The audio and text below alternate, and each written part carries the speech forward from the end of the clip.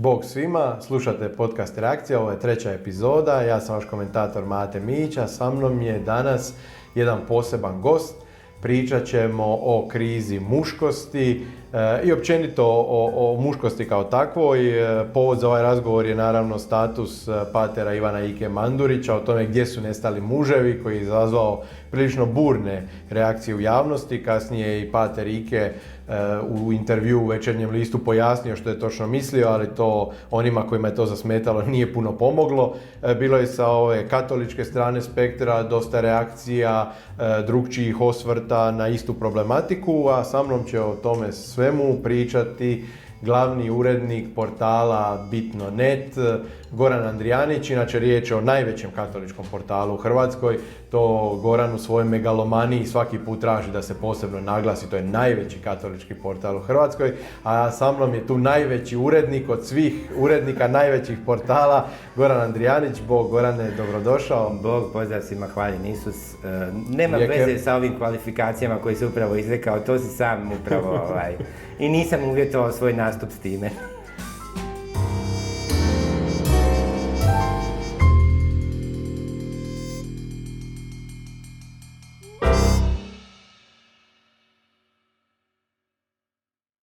Ima li krize muškosti i kako se ona manifestira u društvu? Je li to neki bauk koji se stalno spominje, nekakva babaroga koju smo smislili, puno se o njoj, puno se o tome priča. Znamo i da je Jordan Peterson praktički cijelu karijeru sagradio na tome, na tom gubitku identiteta kod mladih muškaraca na zapadu.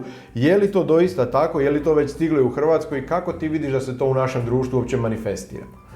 Pa mislim da je kriza muškosti u Hrvatsku definitivno stigla. Ono što još... Tipa kad vidiš kog ljudi biraju na vlast, kakvi su to muškarci.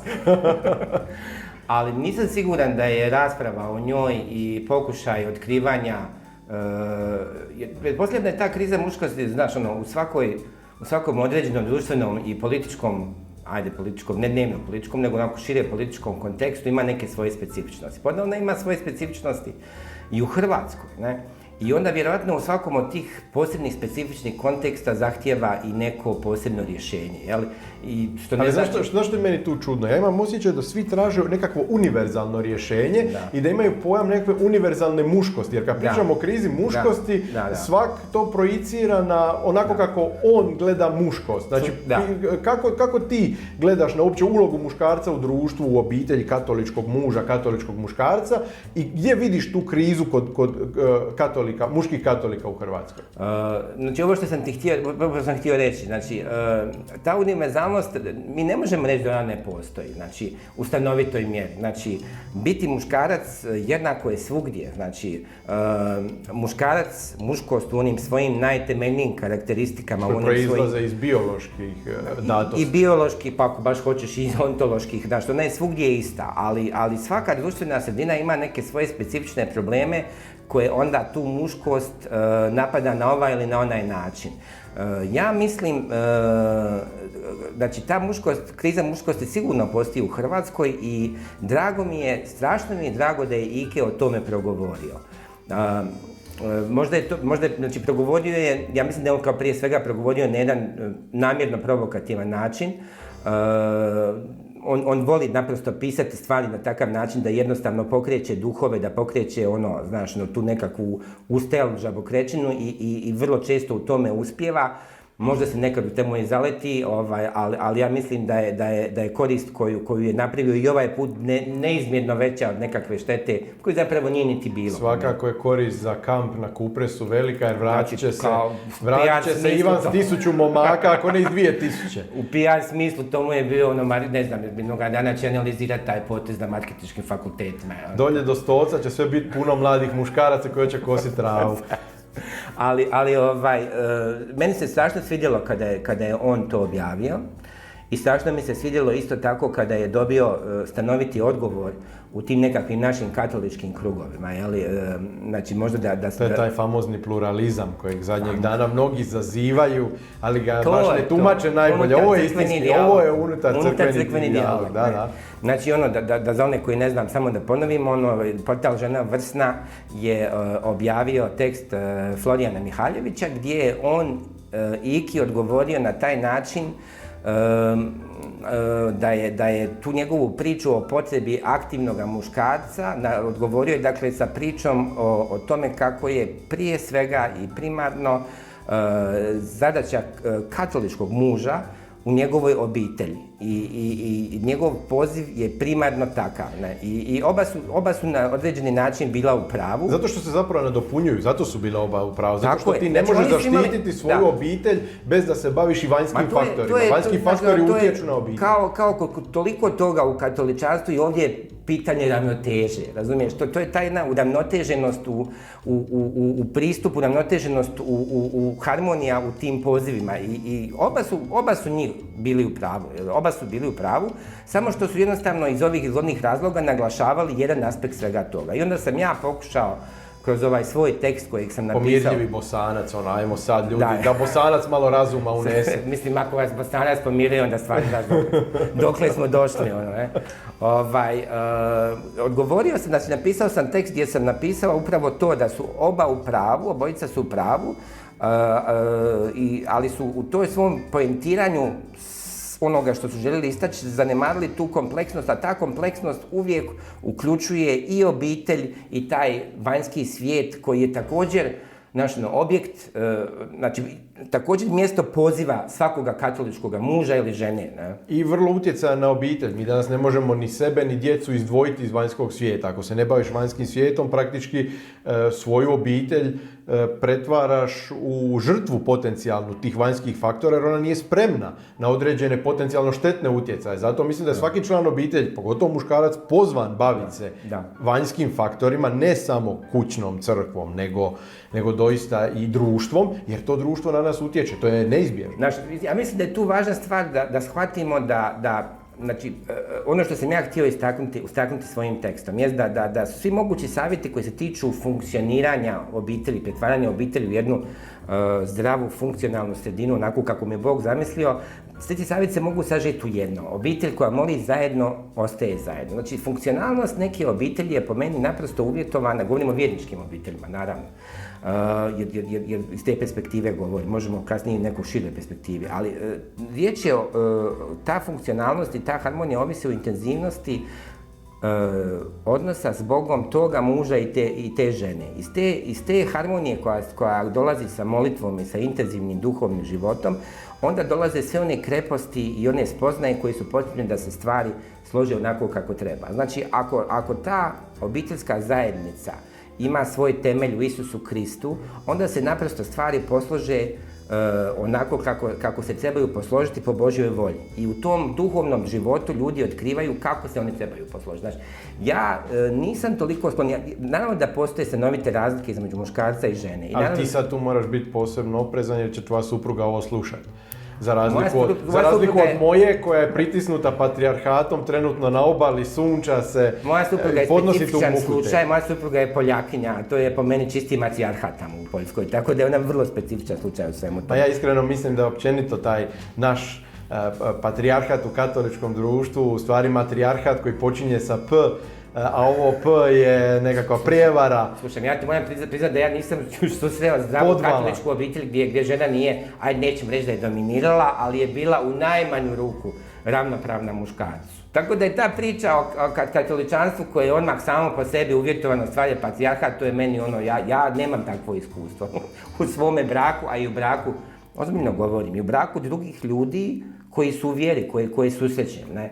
I to je ono što sam ti htio reći, to je ono što sam htio istaknuti tim tekstom. Krenimo od tih temelja, a onda kako ćemo, ne postoji nekakvo rješenje koje se može primijeniti na apsolutno svaku obitelj po meni, znaš to nije sada Ike htio sa tim svojim tekstom, htio reći svim muškarcima, svi morate doći na Kupres, svi morate biti. Ali nije li pomalo žalosno da on to mora u intervju u jednom mainstream mediju pojašnjavati? Zašto ljudi te stvari shvaćaju toliko osobno? Zašto je problem shvatiti da netko uopćeno priča o nečem jer mu je cilj poslati jednu općenitiju poruku? Mislim, pa ne može katolički svećenik u Facebook statusu analizirati svaku pojedinu obitelj. On je dao jednu općenitu sliku onoga što smatra problematičnim.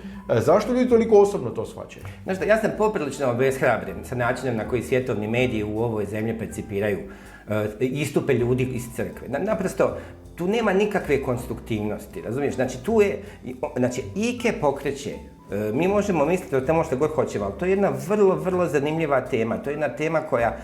Jesi li ti primijetio koliko ljudi se osjetilo potaknutim odgovoriti na taj status? Što samo pokazuje koliko doista određena kriza, bilo muškost ili ako hoćeš kriza u obitelji, postoji u društvu. Naravno. To je samo, upravo te reakcije, tako je, to ljude muči, jer da ih ne muči ne bi se očitovali. To sam ja u svom statusu napisao, sretne ispunjene žene, ove feministkinje koje su jako burno reagirale, kažu da su one sretne ispunjene, ali neće njima Ike Mandurić, svećenik, govoriti to i to. Sretna ispunjena žena ne piše 50 komentara na status nekog svećenika, još nije ni vjernica, znači boli ju briga što on govori.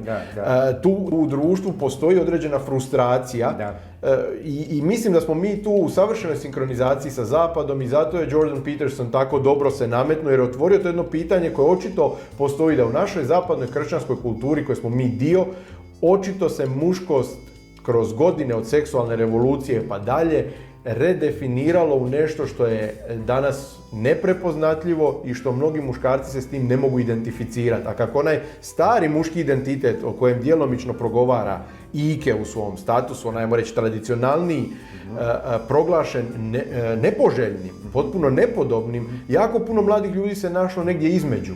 Stari identitet je odbačen kao loš, novi identitet jednostavno nije u sinkronizaciji s onim što jesu. On je isto određeni politički konstrukt, on je nametnut i sad ti mladi ljudi lutaju i zato ja sam siguran da će taj kamp i slični kampovi biti hit. Ma novi identitet kao prvo, ja ne znam šta je, mislim da on je toliko amorfan i fluidan, mislim on očito, ali ne samo muškarce, nego i žene. Trebaš primijetiti jednu stvar, Jordan Peterson, to nema sumnje, najveći postotku njegova publika jesu muškarci, ali on uporno insistira na tome da on ne piše samo za muškarce. On nije, znači, taj problem muškosti ujedno je i problem neispunjene frustrirane ženskosti. Jer ako ti nemaš muškarce koji su zadovoljni sami sa sobom, neće moći niti biti zadovoljni, neće moći pružiti, ispuniti tu ženu sa radošću i zadovoljstvom. Znači, to je jedan univerzalan sveopći problem. Ali pazi, znači sad Ike kreće u jedan takav status,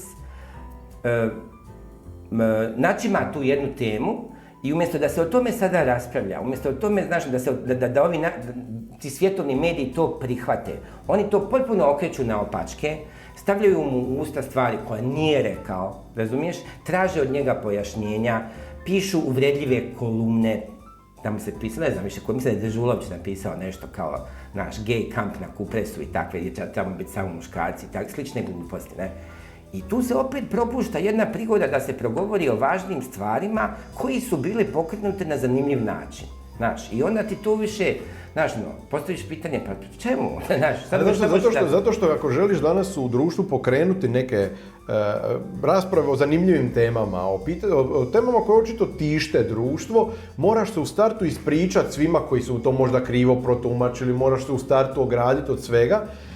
I na takav način se rasprava ne pokreće. Da Ike Mandurić se ogradio od svega od čega se traži od njega da se ogradi, da je stavio 100 isprika, disklejmera, to nikoga ne bi taklo u žicu. Bit pokretanja rasprava o bitnim društvenim temama je da se ljudi osjete, možda čak i prozvanima, da odluče reagirati na to što su čuli i dati neki svoj doprinos raspravi. Kakva je to rasprava u kojoj ti u startu navedeš 1000 ograda i nikog to ne dotakne, svi se pogube u tim pustim isprikama. Tako da je ovo zapravo bio jedini način na koji pokrenu takvu raspravu. Isto je tako ona mogla doći iz drugog kampa. ovog feminističkog, ali opet nije mogla doći uz puko verbalno uvažavanje, širenje ljubavi i blagosti, jer onda to nitko ne bi doživio kao nešto na što se treba reagirati. A politički korektan govor je potpuno sterilan, naprosto. Da, uništio je uopće diskurs. Znaš, nemaš više, mislim, znaš, ti u tim nastojanjima da kažeš nešto važno i da paziš da ne uvrijediš ovog, ne uvrijediš, ništa nećeš reći, ne. Tako da jako mi se sviđa kako je to IK istupio, a jako mi se sviđa i taj njegov odgovor ovoga Florijana i ovaj moj tekst koji je, i on mi se isto sviđa. Da, baš što ti je reći, ono. Ne, hoću reći da je imaš visoko mišljenje o sebi, to je dobro. To muškarac treba imati, on mora biti hrabar, agilan. Ja sam pravi muškarac. Pa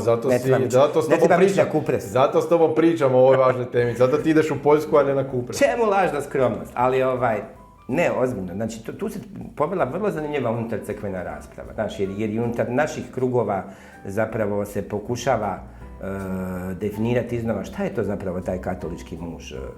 Znaš, koje su to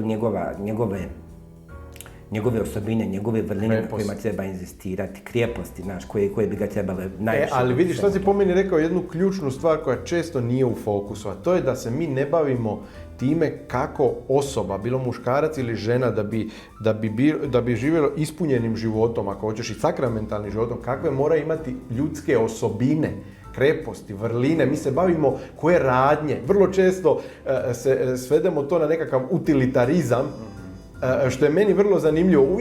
Uvijek tražimo nekakve šablonske radnje koje se trebaju poduzeti, a ne koje vrline kao ljudi trebamo imati. Jer se onda te vrline mogu manifestirati na različite načine. Ti možeš biti hrabar muškarac i u boju, ali i u odgoju djeteta. Tako. Možeš biti hrabar i u vrtu, i na bojnom polju, i u poslu, i u recimo radu u nekakvoj udruzi, katoličkoj udruzi, humanitarnoj udruzi, nebitno. Ti možeš pojedine vrline manifestirati u različitim okolinama na različite načine. Mi malo pričamo o vrlinama, a puno o šablonama. Što radi? Pa to ti govorim. Znači, ne postoji ta nekakva univerzalna šablona za svaku obitelj, gdje u svakoj obitelji muškarac mora biti ovakav i onakav, žena mora biti onakva i onakva, muškarac mora raditi ovo. To je, znaš, ja imam dojam da ta kriza muškosti se osjeti i među našim kršćanima. I imam dojam da puno tih naših kršćana, spomenuo si riječ tradicionalne, da pokušava ići, znači te tradicionalne vrijednosti svakako postoje, ali ja bih prije svega istaknuo one vrijednosti koje su, znači treba razlikovati onu duhovnu krepost i duhovnu vrlinu od nekakvih kulturalnih, što će reći vremenitih ili prolaznih stvari. Riječ je o tome da se obnovi taj odnos, da kroz obnovljeni odnos sa Bogom ti vraćaš u svoj sustav, u svoju obitelj, vraćaš ujedno i tu krepost koju ti je kultura iz ovih ili iz onih razloga, ova suvremena kultura oduzela. Ali nećeš na to moći odgovoriti sa nekakvim isticanjem nečega što je u biti, po svojoj biti vremensko prolazno. Ti moraš ići za nekakvim univerzalnim, vječnim duhovnim vrijednostima. O tome pater IK i progovara. To je samo što je to nekako ostalo skriveno u tom tekstu, jer to nije taj trigger, taj okidač. Ono što je meni najviše, pazi, vrlo je važan taj njegov poticaj, jer imam dojam, to sam pisao u tekstu, znači imam i dojam i da ljudi se počinju polagano, imaju pogrešnu predodžbu o kršćanstvu kao o nekakvoj malenoj,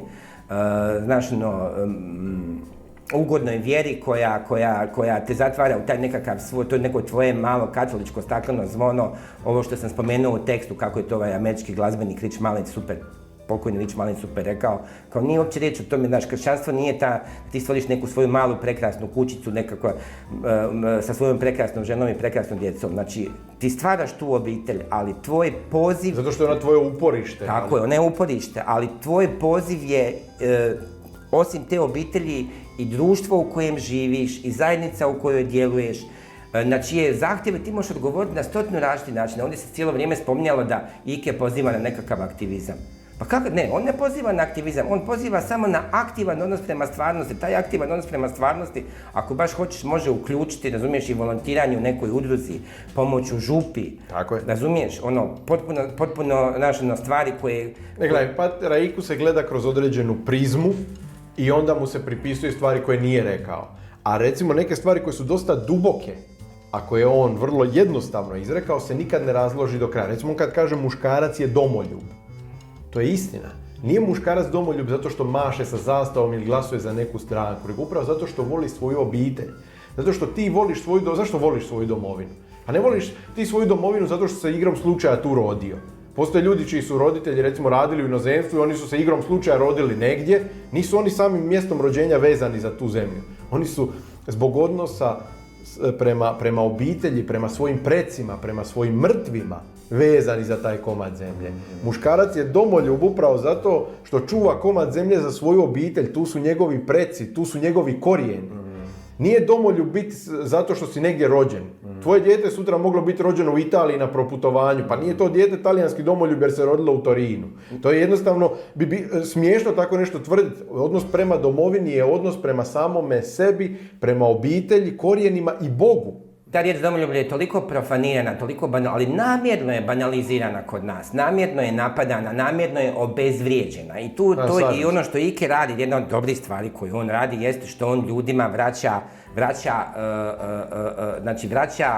ljudima svijest o značenju te riječi, o istinskom značenju te riječi a istinsko značenje te riječi nije povezano ni sa kakvim šovinizmom, ni sa kakvim uskogrudnim nacionalizmom, ni sa kakvom... Niti isključuje žene, niti isključuje nevjernike, niti bilo koga isključuje. Nego je u samoj biti kršćanskog poziva, u samoj biti kršćanske ljubavi prema bližnjemu, prema obitelji, prema zajednici, društvu u kojem živiš, koji ti je Bog dao. Ali nevjerojatno je koliko se sve ono što je u tom statusu bilo duboko, ako hoćeš čak i višeznačno, s čime se može polemizirati, polemika je izostala. Sve se svelo u nekakav obrazac. A to ti kažemo, tome je problem. Znači on ovdje daje šlagvort za takvu raspravu i ta rasprava se onda svodi na to kako je on rekao da muškarac ne smije raditi kućanske poslove. Pa to su takve banalnosti da čovjek stvarno izgubi volju za bilo čim, ali ne možemo... Jedna od onih reakcija, bilo ih je puno takvih o kojima sam ja napisao bio status odmah na početku, je bila taj feministički pogled, jako puno je komentara bilo u smislu to je bilo nekad davno kad žene nisu radile. Meni je fascinantan taj pogled, taj doista ponižavajući pogled feministica prema ženama koje su nekad obavljale, ajmo reći, tradicionalnije uloge u društvu prema svojim majkama ili bakama, zato što nije istina da one nisu radile. One nisu imale karijeru, ali one su radile puno više od mnogih muškaraca svog vremena i od mnogih nas danas. Te žene su cijeli život provele radeći. Ali nisu primile plaću za to. Ali nije plaća najveća nagrada na svijetu. Uostalom, može se to sporiti. Ja ne bih rekao da one nisu primile plaću. One nisu primile plaću u novcu. Ali ima li veće plaće od toga nego da ti obitelj funkcionira savršeno, da imaš više djece, da se za tu djecu stalno netko brine, da im je uvijek roditelj kao vodstvo pri ruci uz njih. Kad bismo do kraja razložili sve to što su žene uvijek radile za obitelj, brinule o djeci, o suprugu, o imanju, pa nema tih novaca kojima se to moglo platiti.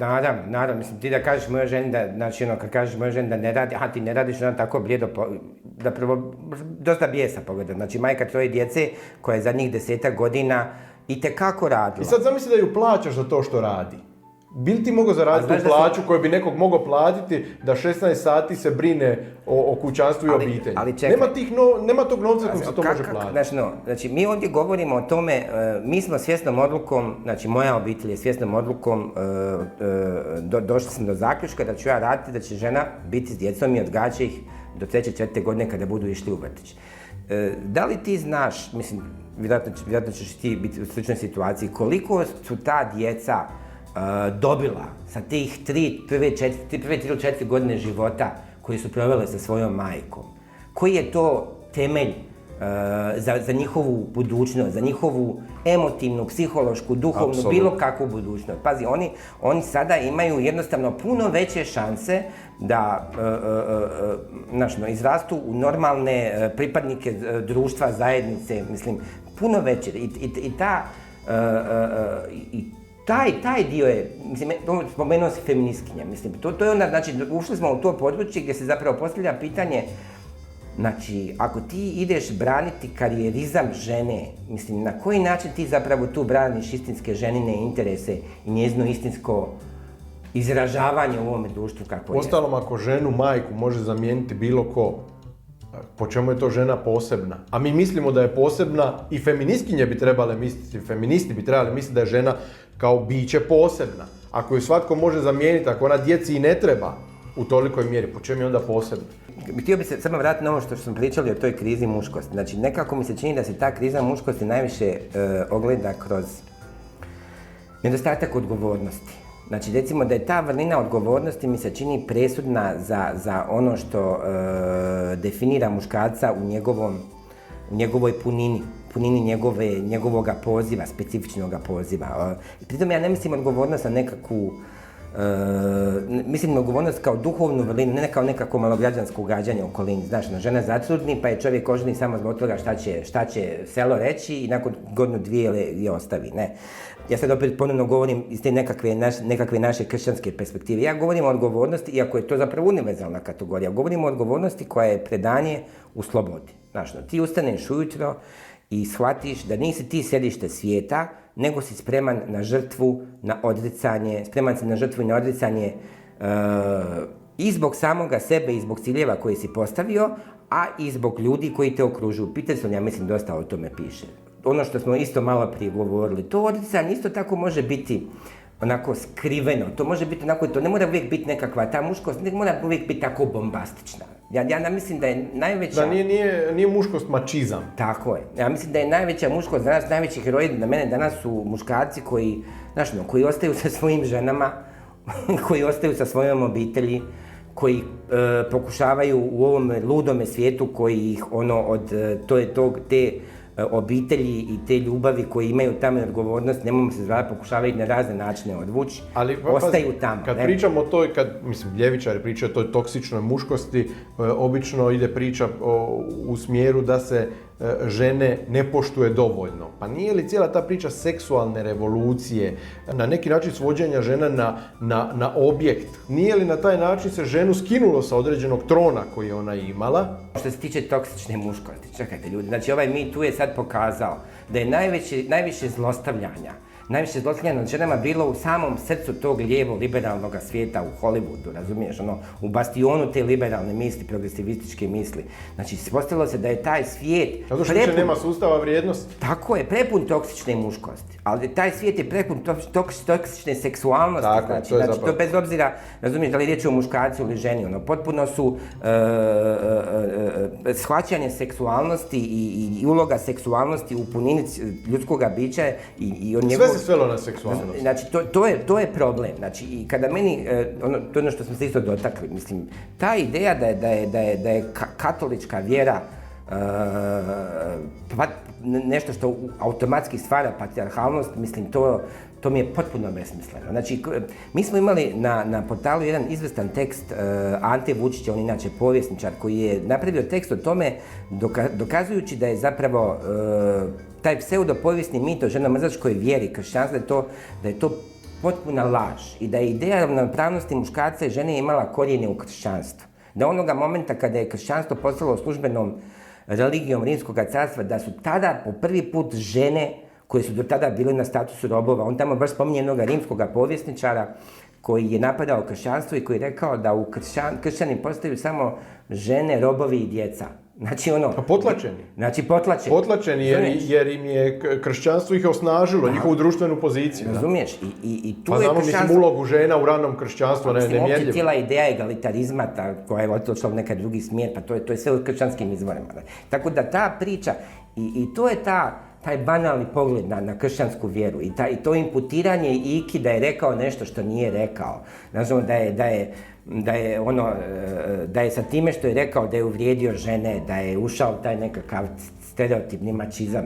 To nema veze sa stvarnošću. Ne? I u toj percepciji zapravo, kao što sam ti već rekao, izmiče cijela jedna moguća, bogata rasprava koju smo mogli imati, ali mislim da smo unutar crkve zapravo dobili zanimljivu raspravu. Baš sam to htio reći. Misliš li da postoje još neke teme koje bi mogle na ovaj način zaintrigirati tu našu katoličku zajednicu? Mi vrlo često se ja mislim da to možemo ustvrditi tako, suzdržavamo od nekakve javne polemike, pa ne bismo htjeli jedni s drugima, toliko se poštujemo, postoji puno napada na našu katoličku zajednicu izvana od ostatka društva, pa se i mi nekako učahurimo, ne bismo baš puno javno raspravljali. Sve više mladih ljudi u toj našoj katoličkoj zajednici želi i unutar zajednice javno i otvoreno raspravljati. Ovo je jedna od tih tema koje su super pogodile žicu. Ima li još tema po tebi koje bi recimo trebalo? Evo upravo ovih dana svjedočimo jednoj takvoj temi. Ako si me već povukao za jezik. Pa moram malo. Svjedočimo jednoj takvoj temi što je teologija, što teologija treba donijeti crkvenoj zajednici, na koji način je razumijemo. Znači govorimo o ovome što se događa oko poziva Tini Biti u Dubrovnik, i gdje se oko toga povela jedna žestoka unutar crkvena rasprava. I dobro je da se povela. Malo sam pričao sa ljudima ovih dana i jedinstvena ocjena jest da su to neke stvari koje su se, znači, pokazale su se žestoka razmimoilaženja unutar vjerničkog pa i biskupskog tijela o nekim stvarima. A pazi, ne nužno među teolozima. I to je dobro. Pazi, koju je teologija dobila, barem trenutnu važnost. Ja nisam teolog. Jako puno sam ovih dana pročitao toga i sebe obrazovao u teološkom smislu, upravo oko stavova te žene, kontra stavova, koliko su obični vjernici, ljudi poput mene koji nisu teolozi, dobili priliku nešto naučiti. Zašto je to problem? Zašto to meni nije problem, meni je to super situacija. Ja mislim da što imamo više iskrenosti, imamo i što smo iskreni jedni prema drugima, da će nam svima biti bolje, ne? A ova priča o tome kao napadaju nas izvana pa bolje da mi mislim, to je mafijaški mentalitet, mene to uopće ne zanima. Znači, da mi sada ne kažemo, da ne uočavamo loše stvari koje se događaju u našoj zajednici zato što, nemam pojma, što će neki svjetovni mediji napast nas zbog toga ili će ono ne znam šta napraviti. To me uopće ne zanima. Znači, ono što me zanima jest taj unutar crkveni dijalog na jedan dostojanstven način u ljubavi, onako kako mi kršćani to radimo, ili barem pokušavamo, ali se trudimo da tako radimo. I to je uvijek dobro. A ima čitav niz tema koje treba pokrenuti. Znači, taj odnos prema teologiji, pa i ovo domoljublje o kojem pričamo. Znači, to isto treba malo izjasniti što je to domoljublje. Hoće li Bitno net imati ekskluzivnu reportažu sa Kupresa? Da vidimo kako nastaju momčine. Jes, tebe ćemo poslati, pa ti ćeš napisati reportažu. Ja ću tamo provocirati jadne ljude koji pokušavaju postati pravi muškarci, jer ja za sebe naravno mislim da sam pravi muškarac. Poslao bih tebe, ali znam da te žena neće pustiti tako. Neće. A onda moram nešto drugo smišljati. Dragi ljudi, bilo je to sve u našem razgovoru u ovoj 3. epizodi. Pokušali smo malo razjasniti tu priču oko muškosti i onoga što je pater Ike, barem prema mišljenju mene i Gorana, mislio poručiti, koji su učinci polučeni, koji nisu. Malo smo razgovarali o tome koje bi se još teme mogle načeti, koji su ovih dana aktualne. Hvala vam što ste nas slušali, hvala što me pratite i podržavate. Pretplatite se na moj YouTube kanal i na sve podcast platforme na kojima možete slušati ovaj podcast Reakciju u audio formatu. Bilo je to sve za ovaj put, do slušanja.